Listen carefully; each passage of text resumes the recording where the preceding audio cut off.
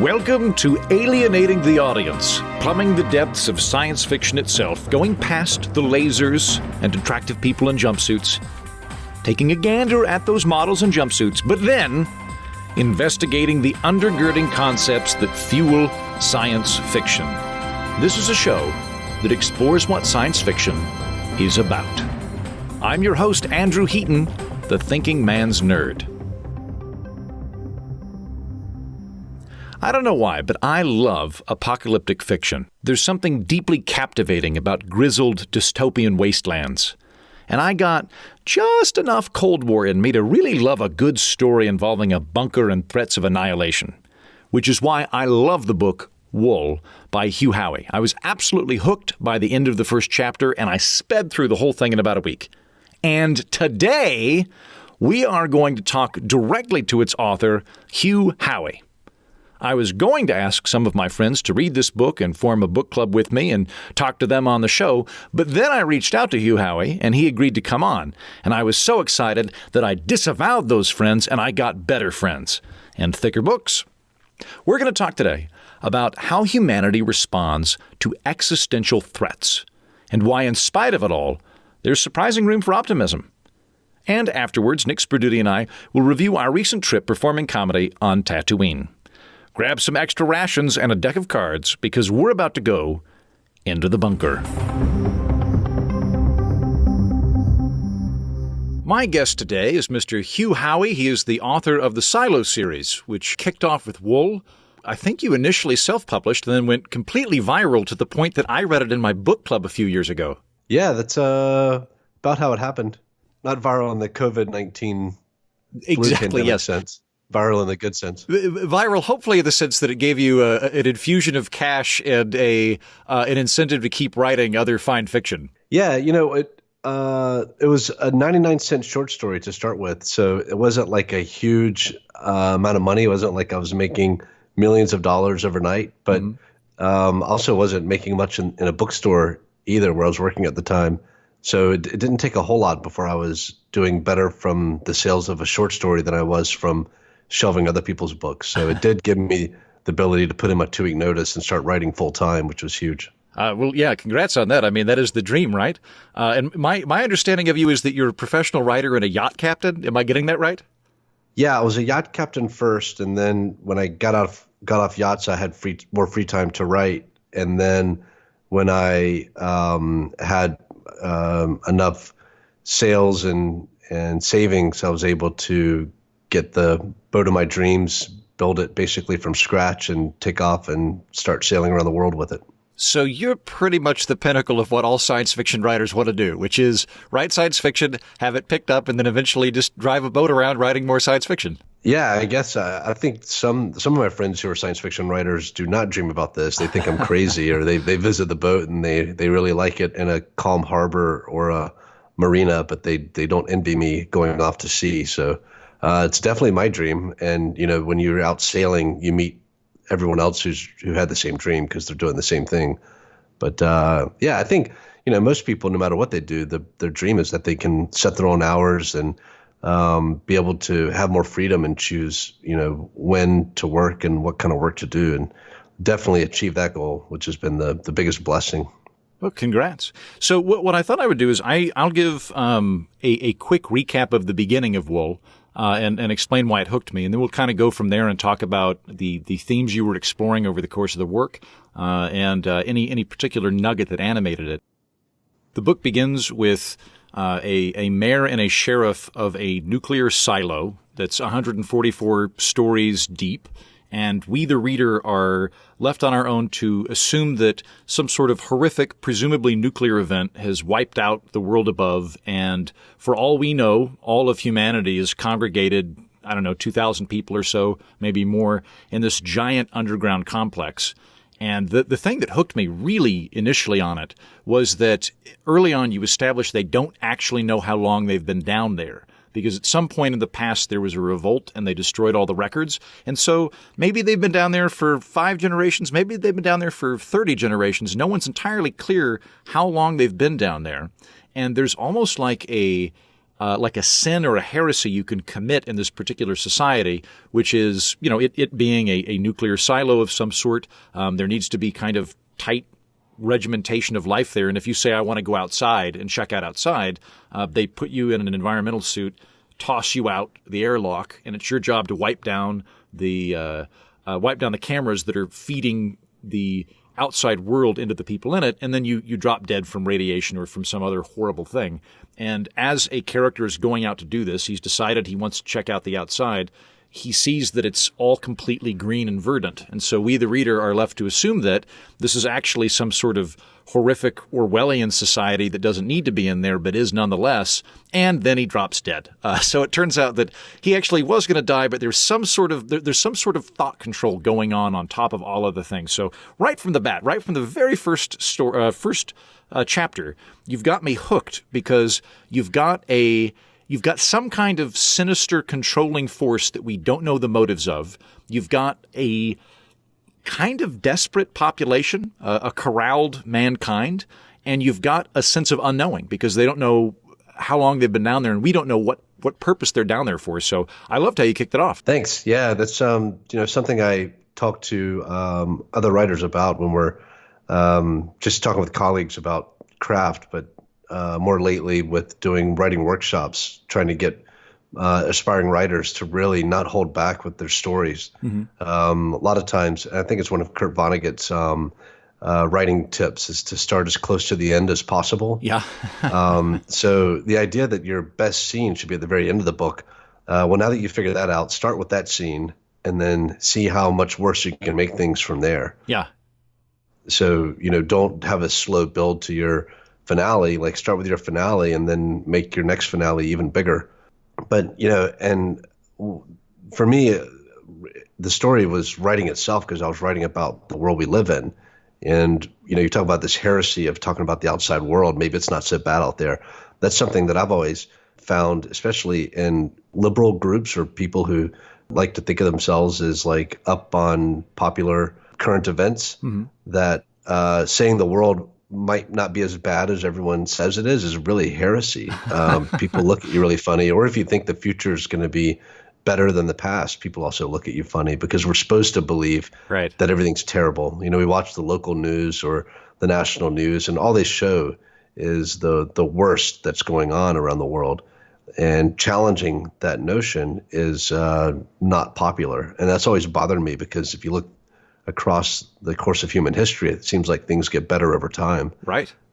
And I've always believed that's been my experience, that the world keeps getting better for most people. I also found that traveling dispelled a lot of notions of what it was like out in the world. I heard things about Cuba and things about France and different parts of the world. And when you go and visit them, it's much, much different than the mm-hmm. story you've been told. So I celebrate the people who think the world is better than it appears, think the future is bright, and have the courage to go out and see it for themselves instead of relying on a single screen to feed them their opinion of the world. Yeah, which I should point out, I left that out, but I did realize that it was a conscious decision. The people that are in this bunker are not looking out windows. They're looking at outside LCD screens that are being pumped into them. So they literally are interpreting the universe around them through screens, which I suppose is metaphorical. Yeah, that's what we do all day. Yeah, and I share your position on optimism. I mean, one of the things that I've been kind of interested in and saddened by the last few years is that it is always more popular and contains more gravity to be a doomsday prophet than it does to be an optimist. If you're an optimist, you sound like you're selling something.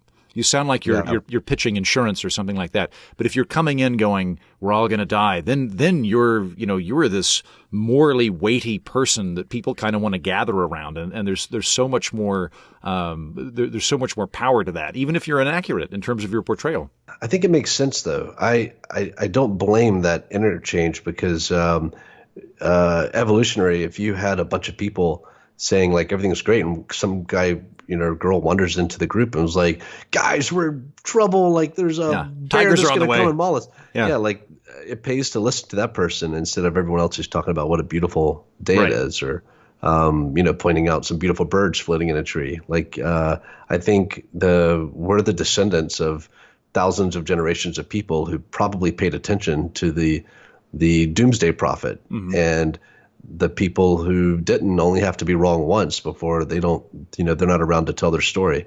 So it's sad that we have that legacy. I think that's one of the things I love about evolutionary psychology is understanding where those impulses come from and how they made sense in the past and how we can move beyond that and learn to be a little saner in the modern world and not have that evolutionary like legacy weighing us down. Right. Yeah, I think you're right about that. Absolutely. And correct in that it a lot of the time was one-shot evolutionary strategies where if you had like, say in theory you did something really smart and you could kill 50 buffalo, well, congratulations, you can only eat like a quarter of that buffalo by yourself. All the other buffalo are going to waste. There's no way that you can actually convert that into accumulation for your tribe in the future. It's just now. Conversely, though, if you starve one time, you're dead. So there's definitely a built-in evolutionary bias. Are you familiar with a guy named Matt Ridley by chance? I think you'd like him if you encountered him. Yeah, I'm talking to him on another program here in a couple of weeks, and I feel like he does a very good job of outlining that kind of Steven Pinker, the world is getting better type attitude. Yeah, I'm familiar with his work, and we've exchanged emails. But I think I was taken off on a sailboat when his career was taking off. So we haven't crossed paths at conventions if he does that sort of thing. But I'm very familiar with his work, and he's been one of the people that I tell other writers about because people think that this only happens to one or two people and that they're like lottery winners, and I'm just of the mindset that there's a whole lot more lottery winners out there. Just we don't tout all of them. Yeah. But I meet people all the time and hear from people all the time that Matt's become a household name, but at the time that he was taking off, before he was a household name, I was having to point out, like, he's a very quiet guy who's having a lot of success, and he's not blogging and being like pro indie and being a big voice for publishing the way me and some other people were. That doesn't mean there's not more people out there. So yeah, huge fan of his. Oh, good. Worlds collide. So I'll go back to Wool and themes in the book. I mean, we talked a moment ago about being fed a false narrative through a screen and about kind of the heresy of optimism and the world being good outside. Some of the other things that I kept returning to in the book were the concept of societal amnesia, the idea that we as a people can just forget things, that we're being lied to, that there's a distrust of authority, or that there might be some sort of they live type macro delusion happening. And there's just a pervasive sense of, I don't know what to call it. It's not quite desperation, but it's this, maybe it is desperation, but it's a different desperation than other apocalyptic novels I'm familiar with. So like Mad Max it's desperate, but it's kind of an open, you can go wherever you want desperation. In Wool, it's this very claustrophobic sense of desperation. There's entropy setting in because there's a limited amount of resources and there's nowhere to go other than hunker down in it. Yeah, I love they call them bottle stories, this idea that you have a very contained world and your characters are locked in a room together. One of my favorite shows on TV still is Survivor, because it's such a psychological experiment and, trapping these people together and having them sometimes working on the same team and sometimes at odds with one another, and that can change from minute to minute, and they can't escape each other and they have no outside help or access to the world. Makes for a fascinating, experiment, and it's a really great setting for a story. Is basically trap these people, and I think the claustrophobia really, kicks in the first chapter or so and just gets worse as the more you live in this world. I've had readers tell me that every now and then they would like look up from the book and realize that they weren't trapped in the silo with these people, or right. They weren't trapped underwater with one of the characters in one scene, and all these other like really harrowing like thriller elements of the story suck people in, and they forget that they're not in the same predicament. And I think that's hard to pull off if you have there's a lot more people who are claustrophobic than agoraphobic. That's for sure. Yeah. I mean, very few people are comfortable with a pillow on their face. And, right. So I really like tapping into that kind of story. Well, and there's also a kind of like species desperation to it, because there's both the sense that all the characters are hemmed in both geographically, they're in an isolated small space that they can't leave. They're hemmed in culturally because there is this kind of strong status society governing how many kids you can have and that kind of thing. And then beyond that, from the perspective of the people in the silo, as far as they know, they're the only people in the world. That all of humanity has dwindled down to these 2,000 to 6,000 survivors living in this particular place. And if they screw up, they're gone. Battlestar Galactica did a great job of that, the TV show. The stakes are high in, a lot of shows. Like when you watch Firefly, you don't want the ship to blow up because you like the 6 people that are on the ship and you don't want them to die. But there's not an existential crisis when you watch the show. It's like, it'll be sad, but like life, these people are going to die anyway. Life is going to go on. Right. In Battlestar Galactica, the stakes were so high that even the people you thought were like terrible people, you wanted them to survive because without them, without this, this one fleet of ships, all of humanity's gone. And that means, all the infinite potential that we can become is extinguished as well. And I got sucked into that show for that reason. Every episode, you felt like this is the episode that we go extinct. And, like even The Walking Dead, is a great show because you love the characters, but there's always a feeling like, well, okay, they wipe all these people out. The people who wiped them out are still around, so that's good. But there's like the whole world full of people, out there. So, it takes it back to the bottle story, but in this case, the bottle's got like a bomb strapped to it. And, man, the stakes can't get any higher than that. So it's the kind of story I like writing because it writes itself. It's just so propulsive. Every day when you sit down in front of the page, what the stakes are and where the tension is, and it's easy to draw from that. It's a limitless well. And the term you use there, propulsive, I think is a very apt one to describe Wool. It's it is very much page turner. I blazed through that book very quickly. One of the things I was curious about is there are several, and I should say that none of this ever comes off as hacky, what I'm about to say, but a lot of the chapters end with a cliffhanger or a page turner. So Juliet, the main protagonist in the book, at one point decides she's going to go outside, and rather than doing what she's supposed to do, which is turn around and wipe down this lens so that everybody can see how horrible it is outside, she just keeps walking, and she discovers something. I won't mention what it is because that would potentially spoil the surprise for people in the book. But that happens quite a lot, and it never comes off like a bad like a bad TV series where someone just runs out of the shadows and stabs someone for action at the end. But it does make you go, oh, damn, I really want to read that next chapter. So do you build that into your writing style? Do you always try and leave it to a point where the chapter is not quite finished, so you want to keep going? Yeah, and I wouldn't say that it's not quite finished. For me, growing up on comic books and TV, there was always a sense that whatever the struggle was before that point has to come to an end. You have to wrap up the individual issue or episode and tie a knot on that. But then there should be something at the end that lets you know that there's another layer to peel back and another challenge to overcome.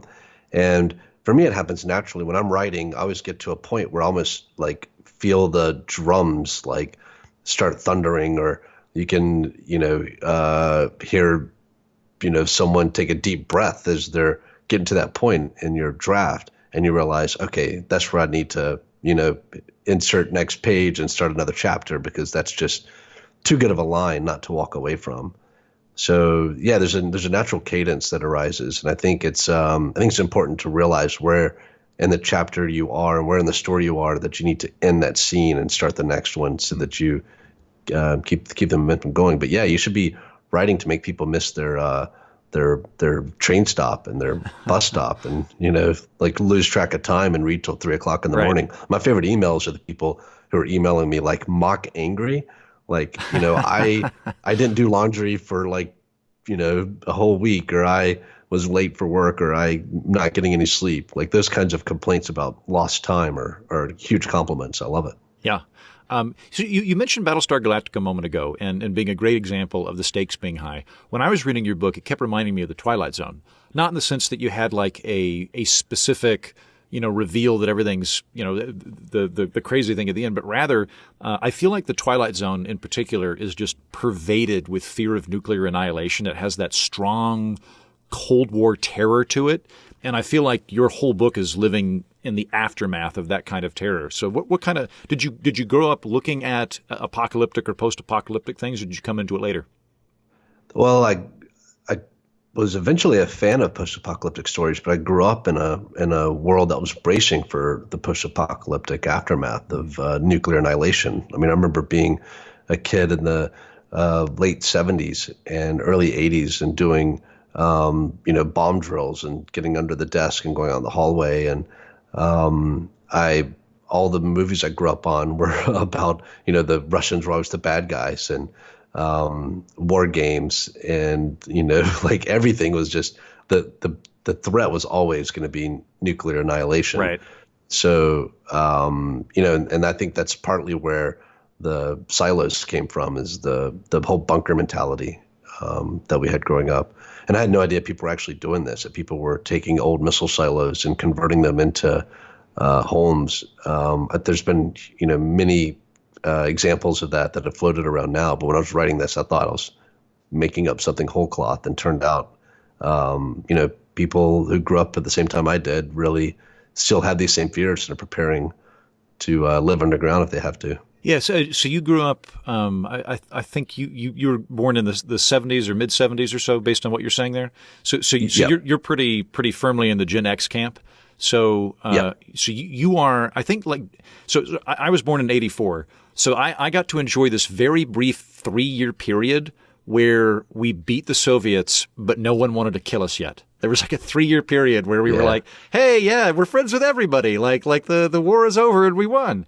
And so I didn't really grow, I'm tangentially aware of that, like, Cold War pervasive fear, and I got a taste of that. And I'm also from Oklahoma, which is still a little bit rooted in that. There's a heavy prepper amount to people under assault from tornadoes on a regular basis that never quite leaves.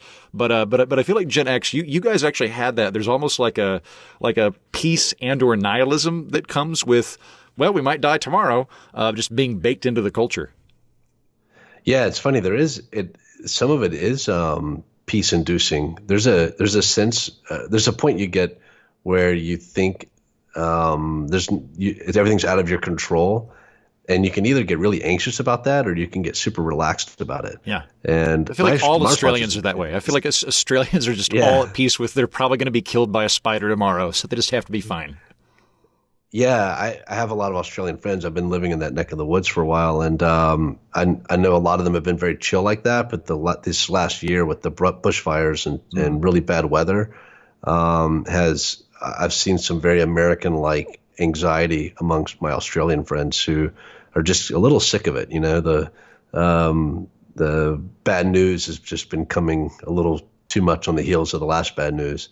But yeah, for me growing up, I had these stories to draw on, but my own sense has always been that we're not going to die like that. But if we have to write stories about, write a story where everyone dies, it's really hard to shake my childhood and not say, oh, it's because of nuclear annihilation. And more recently, because it was also the aftermath. I was born in the aftermath of the kind of the Green Movement, and the first Earth Day had just happened. So all that was still echoing in my childhood, and the idea of environmental catastrophe was also a big part of my formidable years. So these are the things drawn, and you're like, well, how's it all going to end? And now, like, I've also written some artificial intelligence and robots destroy everything, and that's the more modern take, or the more hip take on what's going to happen. I imagine think about the people who are growing up right now, who are 10 years old, and their parents are like teaching them how to wash their hands. And like, there's, a lot of fear. There's supermarkets being emptied in the United States right now, just over this pandemic fear. And it's well founded. The Spanish flu wiped out, way more people than the world wars did. But some of these kids are going to grow up and write stories that are going to be influenced by what they're living through, because this is very impressionable to them. You and I have seen enough crazy stuff that this is just one more crazy thing. Right. But when you're that age, it is the crazy thing, and that influences you heavily. Yeah, and I'm also I used to work in television, and as a result, I'm fairly cynical about television. So it's difficult for me to get motivated about hey, get worried, this thing's around the corner. Like with the coronavirus, I hope that my cynicism is well founded, but my impulse is like, I was a lot more worried about Ebola, and that didn't do anything. So I don't know. I'm not that worried about dying from this. Maybe, I don't know. You shouldn't be. But there's two scales to have to balance. And this is something I try to do in my stories as well, to give weight to each individual tragedy. There are people dying every day of all kinds of things, and we should be sad for all of them. And then at the same time, we should realize, a few things that give us perspective. Everyone's going to die. Mm-hmm. So we should be sad for the timing of it. We shouldn't be surprised at the outcome.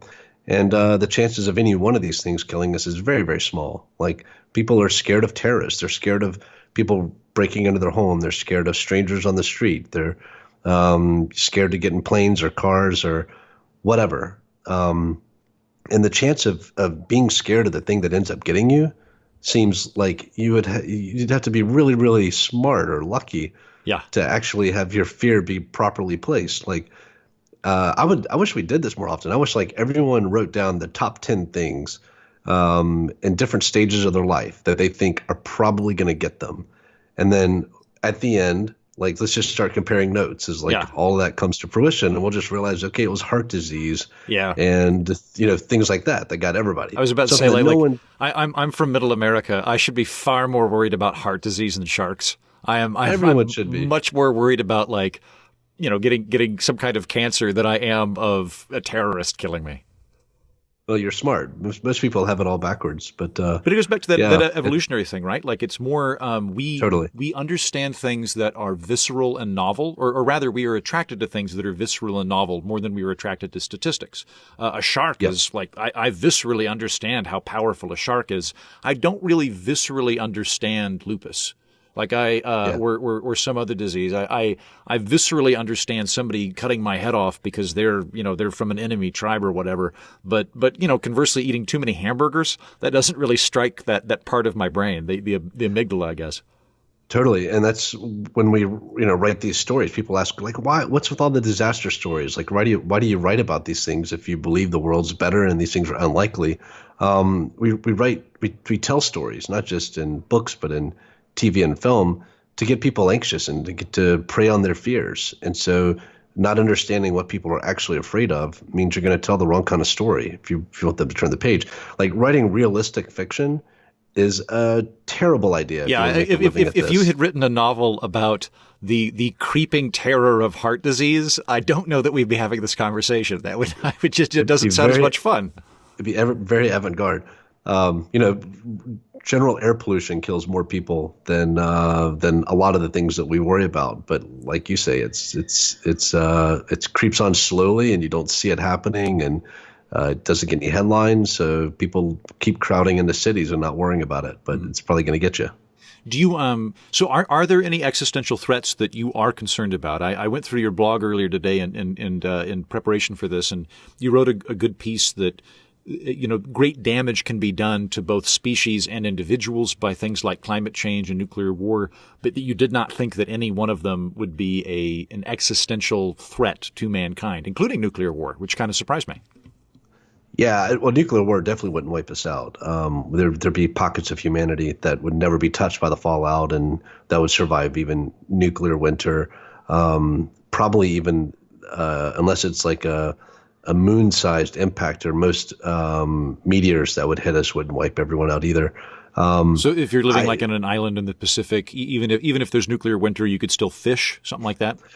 Well, yeah, if you're living in an island in the Pacific, you would survive nuclear winter, but probably not a meteor impact. If you're living in Denver, you would probably survive a meteor impact, but not nuclear winter. I mean, it's just hard to come up with. That's one of the challenges with writing Wool is I have a pretty good sense of how robust humanity is, and all the other apocalyptic fiction I've written just didn't make any sense to me. Like, what did they say really wiped out humanity? Like environmental collapse? Just wouldn't do it. Like we're talking about settling Mars, like just sending up enough material and people that we could go live on what is a toxic, irradiated, like zero atmosphere, just a terrible, terrible place to live. Right. It's got The cosmic rays that are bombarding it alone make it very difficult. We'd have to live underground. The soil is a Superfund site everywhere on the whole planet. Doesn't have enough gravity to hold atmosphere, even if we could get atmosphere going. It's just awful there. Yeah.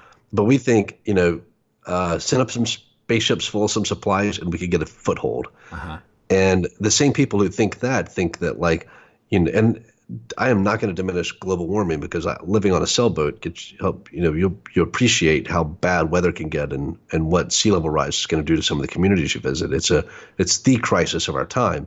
But the idea that like a 2 degrees rise in average temperature is going to wipe out humanity, but we could go live on Mars is two really amazing views. And a lot of people hold both of those views simultaneously.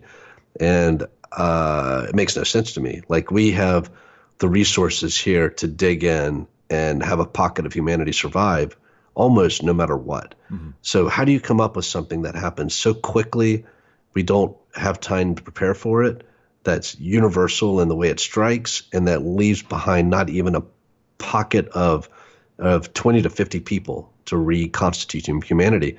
And that's a fun thought exercise because as a science fiction writer, because there's almost no answer for that. I mean, there's almost nothing you come up with that would take out everybody. And the fun part of writing Wool and its 2 sequels is that I got to come up with the way that someone could do that and why it might even make sense to do it, so that you would question whether or not these are the bad guys who end up doing this. Yeah, and without spoiling it, I mean, obviously in your series, humanity has to consciously try to wipe out large swaths. It's not just, knocking out, the major military sites of a competing country. It is purposefully trying to have a limited population for nefarious purposes, which are elaborated on in later books. Yeah, I think you could give someone we try to stop people from killing large groups of people, and that's a good thing because that's the kind of world I want to live in. Yeah, I'm broadly against genocide. Yeah, I think most people are. But let's imagine giving someone a blank check and free reign and say, draw up a way to kill over 7 billion people. And what's cool about that thought exercise is I think a lot of people's fear that something could wipe us all out if we're not careful will disappear as soon as they start trying to tackle that problem on their own. They would realize, okay, none of the things I can come up with would even come close. So what am I worried about? And if after you get done with that thought exercise, then you can read Wool, and then you have something new to worry about. Right. Well, and that's one of the things in Wool. I mean, I'll say the characters are at any given point. Humanity is at an existential impasse because they're all locked in a silo, and if they don't eventually figure out how to transform the world or get to a safe place or something, presumably they will eventually have some kind of internal catastrophe, or in the distant future they'll run out of the various resources sustaining them. So they aren't in a perpetually renewing system that they can count on. But even outside of that, there is also a kind of, not an existential threat, but there is like an ominous society at work, which is one of the things I think is really interesting about the book. You've got the sheriff who's the sheriff and the mayor who are both, they both start out as on the side of good, and they're trying to protect the people in the silo, and they're just running everything. They're basically administrative heads. And then, to spoil a little bit of your book, the IT department is actually the power broker behind everything. The IT department that's running all of the electronics in the silo, they're the ones that know the actual fundamental groundwork of the society that they're living in. They know where all of the levies of power are and the levers of power are. And as a result of that, the people that are living in the silo aren't just the successors to a disaster that they're surviving. They're living in something that is being orchestrated outside of their knowledge of it.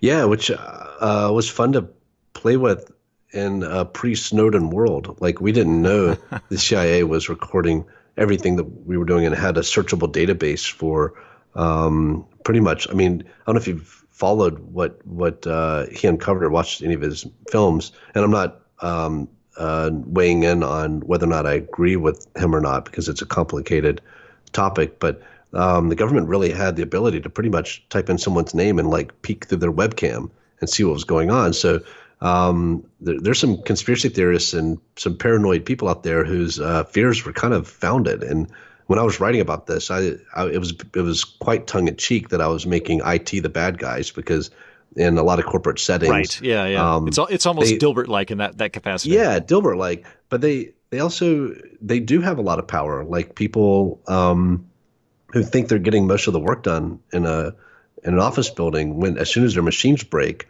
the balance of power shifts, really suddenly. Like when the copier goes down, it's people don't realize like how fragile that whole system is until they no longer have any internet. And then the person who's got that desk with no windows, like down in the supply room, becomes kind of king for a day, but a king you're yelling at. Like it's a really weird power dynamic. And I thought playing with that in this kind of buried skyscraper setting was really cool.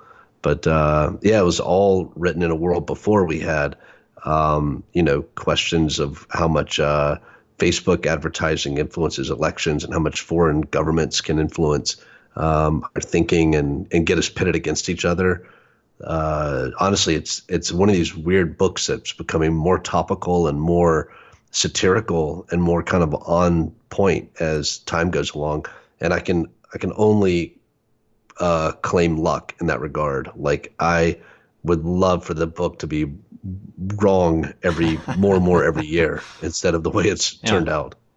Well, so in it, I mean, you're looking at this pocket of humanity that's been both shielded from and preserved for this post-apocalyptic future. Do you see humanity, and particularly your portrayal of it in the Silo series, do you see humanity as resilient? Do you see it as fragile? What were you wanting to communicate about society itself? I think the way I see it, individual communities are very fragile, and humanity overall is very robust. One of the things, and this has been really a hallmark of good science fiction, this has been explored for a long time, is this frustration going through wars and all these political strife to think about all we could do if we put our guns down and started building really cool stuff instead, like the diseases we could wipe out, the fact that we could go be a multiplanetary species. Like we actually have plenty of resources to do everything. You think about the amount of money on global defense. Yeah, it's incredible what we spend. Trillions of dollars. We spent like $2 trillion in this.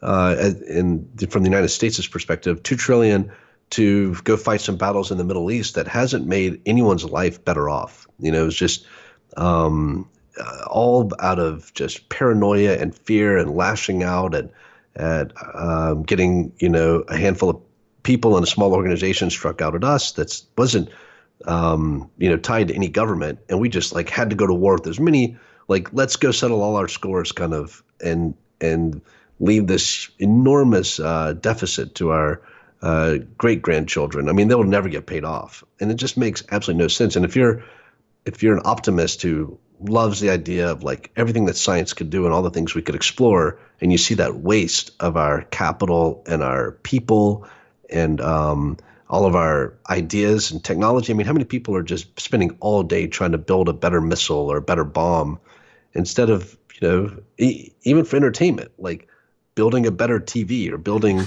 a more fun car to drive. Like there's almost nothing that you couldn't be doing with that time and energy and those resources that wouldn't be better served. So when I was writing about the silo, the idea that each, if you had more than one of these silos, like they would be like countries where they'd be cut off from each other, fragile individually, robust as a group. But the idea that they would fight amongst each other would be like just difficult to bear. And that's how I feel about, our relationship with all these other countries in the world. It just makes no sense to me that we are armed just in case they attack us, and they're armed in case we attack them. And then you have countries like Russia that think grabbing the Crimea is the way to make a country more wealthy instead of through trade and innovation. And that's it's so. No, you look at our, like this is so. I do a lot of work in political comedy, and I used to host a series called Mostly Weekly, which was sort of like a Craigslist version of Last Week Tonight, and like in the defense spending one we did. The American defense budget is about equal to the rest of the planet combined. Now, granted, that also includes like the Veterans Administration and TRICARE and things like that. So it's not all punching power. But nonetheless, like broadly, our defense budget is basically like if we were going to fight the whole planet simultaneously. And you look at like Russia, which spends, I think, 1/20 of what we spend. No one thinks they're going to get invaded for, but they're spending 1/20 of what we're spending. But we're just blasting all of that. So all of that could go into anything. If you just cut a check for everybody, it would produce better stuff. If you were to apply it to something, it would produce better stuff. It's an amazing amount of resources that's just bristling. Totally. And it's self-perpetuating. The more we do it, the more we have to increase it because we can't put people out of jobs and we don't know how to transferring and pivoting is like transferring people and occupations. It's very difficult. And so it's I'm not sure how we'll start drawing that back, but it needs to be a huge priority. The problem is like our fetishizing of war making crosses both political parties. Yep. And so no one speaks like if you don't say like thank you for your service and worship the troops, you're insane. And when I meet teachers, I'm always like thank you for your service. Especially like, elementary school teachers and kindergarten teachers. And it's like, thank you for your service. What you do is fucking amazing and heroic because that's a war zone and you're actually doing something great.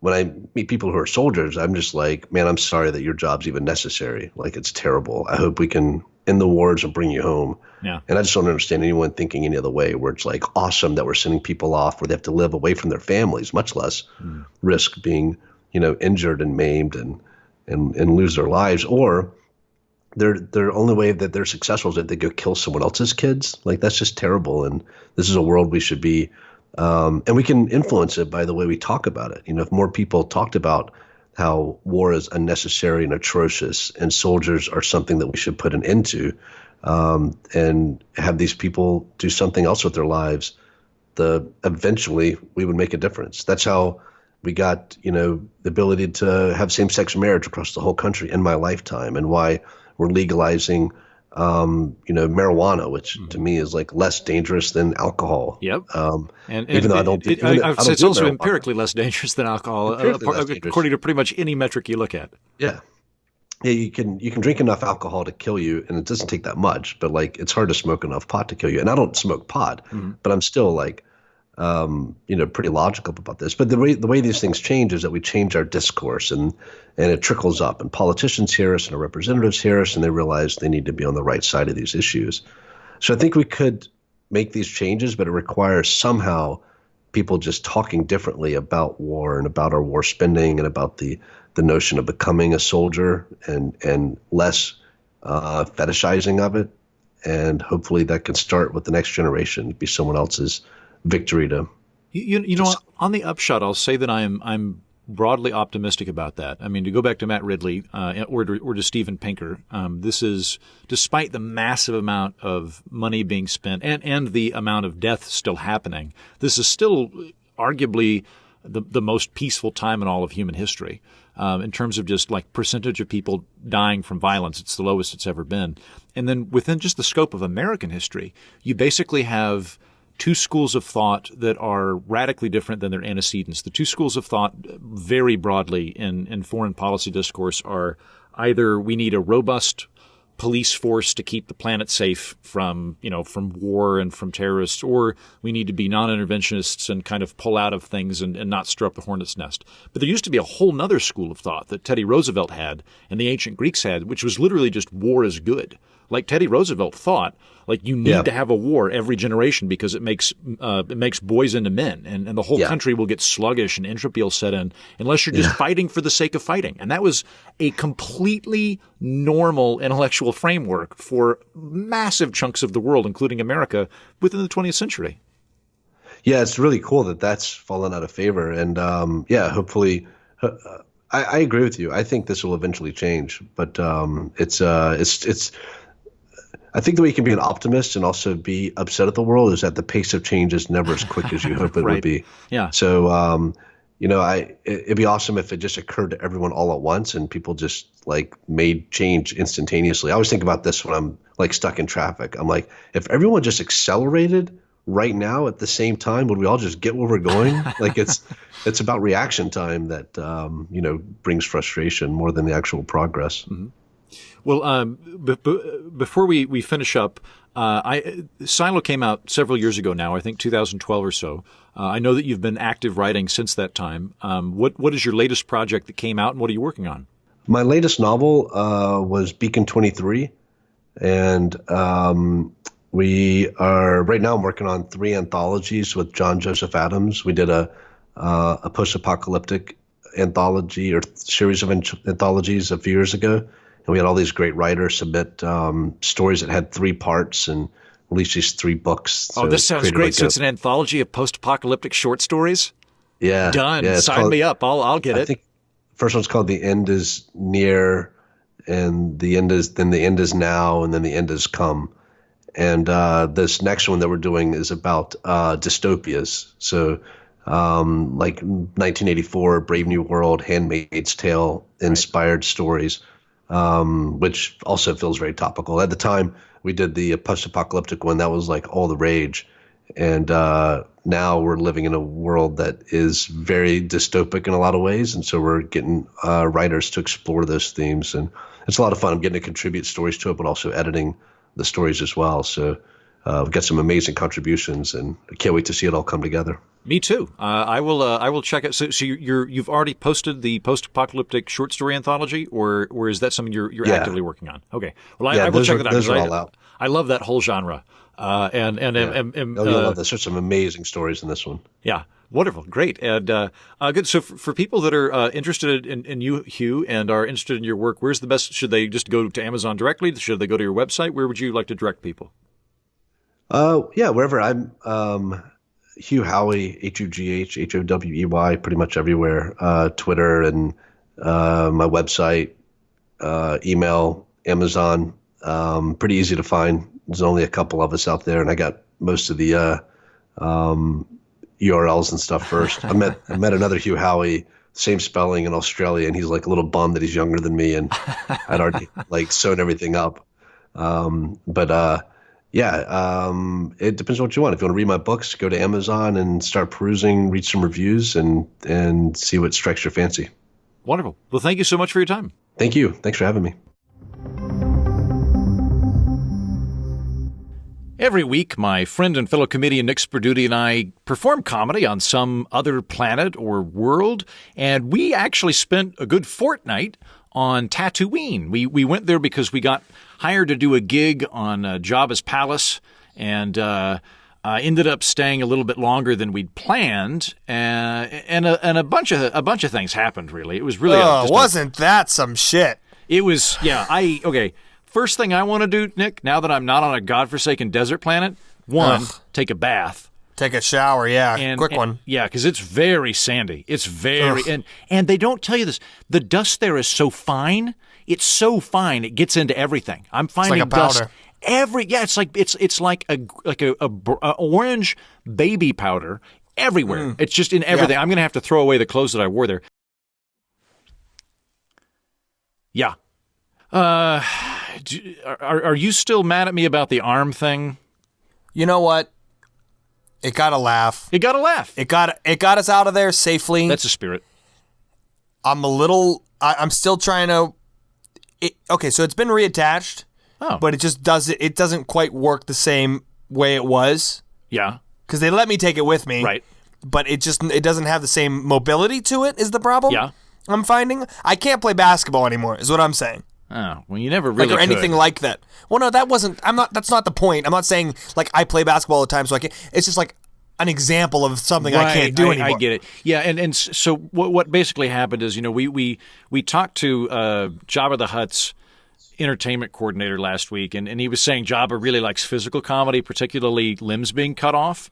And we were doing our set on Jabba's barge, and I gotta say, Jabba's Sarlacc finger was getting mighty itchy Sarlacc finger, and I was like, we need to do the coup de grace here. So I just cut off Nick's arm, and then I did this kind of funny Groucho Marx thing with it, where like in Duck Soup, where they both look like Groucho Marx, they're both walking around. I was kind of doing that, where I was like, oh, maybe I'm Nick, and it really worked, and I think it kept us from getting killed. I mean, I passed out. Yeah, immediately because your arm got cut off based on the pain. Right. Also, I think one of the problems we were having is that he didn't love the nickname you gave for his finger, as his Sarlacc finger. I don't think he loved finger. That. But you get where I'm coming from. It. No, I got it. Don't get me wrong. Yeah, I certainly get it, but he didn't love that. He's got some emotional issues or something. Oh my God, they're deep. Right. They're deep-rooted emotional issues, that's for sure. He should do stand-up comedy, Jesus. I know, right? So the issue was, like, once I came to and realized what had happened, I was furious. Uh-huh. I've never seen you that angry before. Yeah, I don't think I've ever been that angry before. And then I passed out again from anger. Right, yeah, you passed out from anger. Yep. And at that point, we were kind of just like You tried to hit me, but you couldn't do it because I'd cut your dominant arm off. I had a phantom limb sort of feeling for a little bit there, yeah. Right. And then, but I saw then, looked and realized that my arm was in a chest of ice next to us, which was nice of them to do. Yeah, because quite frankly, I wouldn't expect it. That was the entertainment coordinator. He is a professional. He is a professional. Yeah. Mm-hmm. And then I was very, kind of worked up, and then realized that because of that, we didn't get killed. Right. Exactly. Which was the only real benefit of getting my arm cut off. And we got a good referral out of it. So if we ever, if there's like a warlord circuit that we want to perform for in the future, I'm pretty sure that the Jabba will put in a good word for us, which is good. Well, I'm not getting the arm cut off again if that's what he's going to promise. Well, but if it's the same arm, though, I mean, like, what's the harm there? The nerves. The nerves aren't going to grow back twice. Oh, well, all right. Well, it's still good to have that as a backup option. I don't know how arms work, but I'm just saying that it just seems not like it wouldn't work again. I don't know. It worked really well. I'm just saying, there's no reason to throw tools out of a tool chest, and cutting your arm off works with very physical, humor-oriented people. Yeah, I guess. We got out of there. I think we could have hung around, but after the arm getting cut off and just in general, we came so close to death that I thought it was better to just take the bow, take the money, and leave. Like we could have. Yeah. A lot of the time when you do a gig like that, they'll let you hang out in the kitchen and they give you free food. And I was like, thanks. We're just going to take off. Yeah. Well, I was getting antsy too. Once we got to the palace, I was like, a palace? That's what they're calling it? Right. I mean, come on. Yeah. Was that a palace? Yeah. You and I have been to some palaces. It was a warehouse. It was an armored warehouse. If that. If that. I've been to nicer warehouses. As have I. I'll say my real problem with most of this trip. A lot of slavery. Yeah. Out there. Yes. Thank you. Ton of slavery. That it was rampant. Not something that I had anticipated on Tatooine. Was not prepared. You're very much aware of it. A lot of slavery on Tatooine made me very uncomfortable. And I want to thank you because this is the first time that you ever helped me plan a revolution.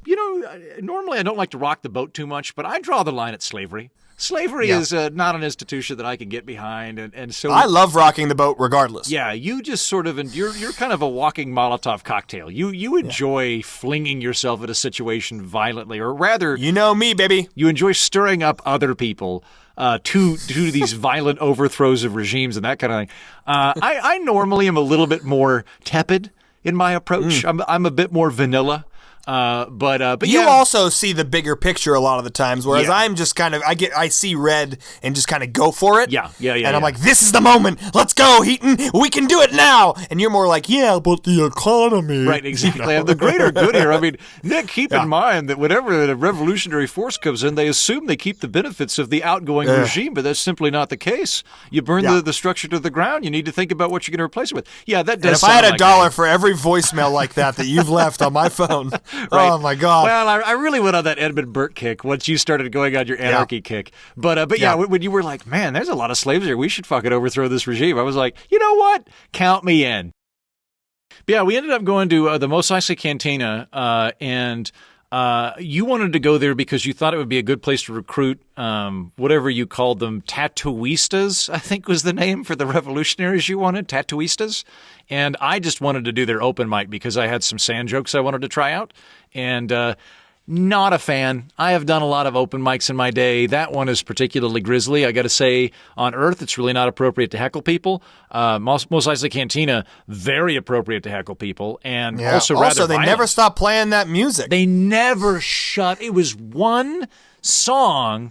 One ad goddamn nauseam. song. And I went over and talked to him, and I was like, dudes, like, as a fellow performer, I appreciate what you're doing here, but we're actually doing comedy in the back. Can you take a break just for like 20 minutes? You've been here 4 hours. I'll buy you a round of drinks on me, but can you just give us a break? Because it's hard to perform comedy when there's a music act going on at the same bar. No one wants to. It's too distracting at that point. And they laughed in your face. Yeah, they did. They were not super nice. Also, this old guy came in with. I assume they're in a relationship. There was an old guy and like a very young guy. And the old guy cut a man's arm off in front of us with a lightsaber. Yeah. That was weird. That was very odd. And I got to say, though, that guy and I, not the old guy, the guy with the arm cut off, we really bonded. Because you only have one arm. Yeah, he joined the revolution so fast. Yeah. You were like... It was quick. Hey, man, I would hold my fist up in solidarity, but my fist was cut off. And he was like, mine too. Yeah, I just kind of like put my shoulder up, and he was like put his shoulder up, and it was like a moment in the movie where we both kind of acknowledged each other, and we just went, yeah, we just nodded yes, and then we kind of talked it through after that. But that was the bonding moment. And you know what? Honestly, when I have a child, he'll probably be the godfather. Oh, wow. Well, that's cool. That's nice. Stefkin. Yeah. Stefkin was his name. So yeah, anyway, you made friends with him, and we started plotting the revolution there at the Mos Eisley Cantina, and getting people excited about it, and really making some headway. You know, there were a lot of local contacts there who'd worked on some political campaigns that could make some phone calls for us. We were like, hey, we're getting a revolution started. We're going to have a slave revolt. Are you in? Very popular. Everybody was... I had all my friends from Risa. They were on their way. Yeah.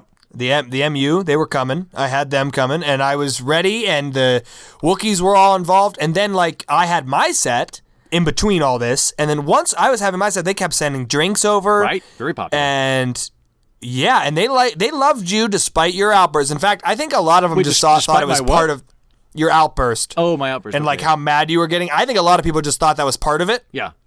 So that's why they laughed, because they thought, this guy's hilarious. Look at him getting all mad about the band. They know he knows that bands also play when comedians go, even though that's not our custom. Well, and I learned that you can get away with a lot of outbursts if you claim to be a revolutionary.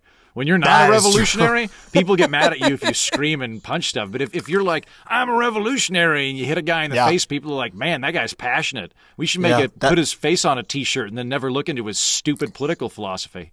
And that's one of the big benefits. I keep telling you that there's multitudes of actual good things that can come from being a revolutionary. Anyway. Sells T-shirts. I'll give it that. I'll give it a lot of product you can get through if you're a proper revolutionary. So we got pretty popular pretty quick. Everybody was buying us rounds of drinks. How long do you think we hung out there just drinking? I'd say a good 6 hours. I was going to say 12. Yeah, to be honest. Probably 12. We were hammered. Let's just say it. We were very, very hammered. I don't have the tolerance that I had once, like in college and whatnot. I don't really drink that much anymore, Yeah. I'm more of like a gin and tonic here, gin and tonic there, but nothing, extreme. But then they just kind of kept coming about, and that stuff was strong as well, obviously. We're not used to it, so that might have been part of it. It was called a Blue Russian. It's like a White Russian except with blue milk. They are potent, and let me tell you, the hangovers are not fun. They are not fun, and they're warm, which is also It was very, very strange. I kind of feel a little So basically, we had gone there. We were going to try some jokes in the start of Revolution. Multitask. Thought we were going to do that, and then lead the revolution, and then. Yeah.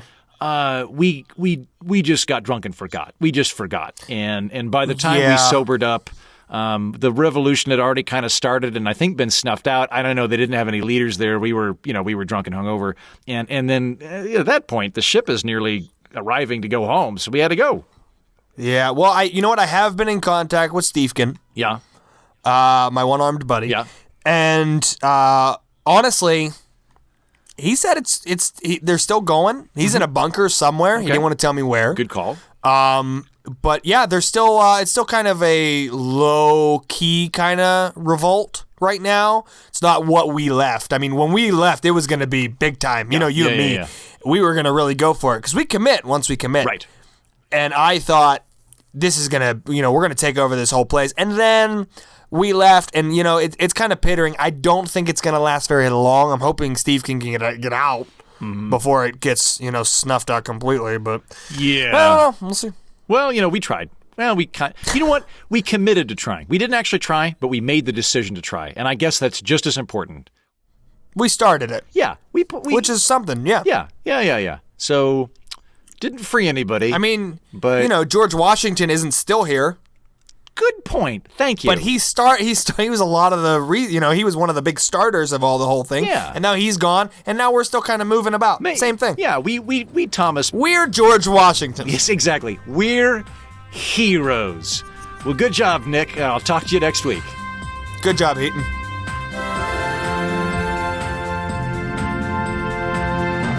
That's the show. Thanks for listening. Thank you, Hugh Howey, for coming on to be all authorly with me. Thanks, Nick Sperduti, for taking one for the team and letting me cut your arm off at Jabba's palace. We'll see you next week. Until then, tally-ho!